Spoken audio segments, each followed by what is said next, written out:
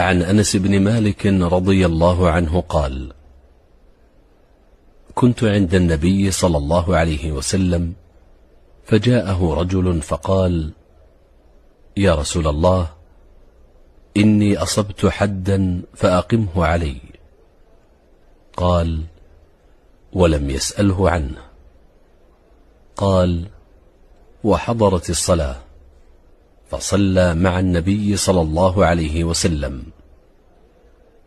فلما قضى النبي صلى الله عليه وسلم الصلاة، قام إليه الرجل فقال: يا رسول الله، إني أصبت حدا فأقم في كتاب الله. قال: أليس قد صليت معنا؟ قال: نعم.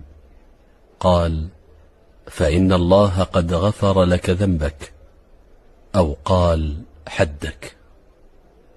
متفق عليه.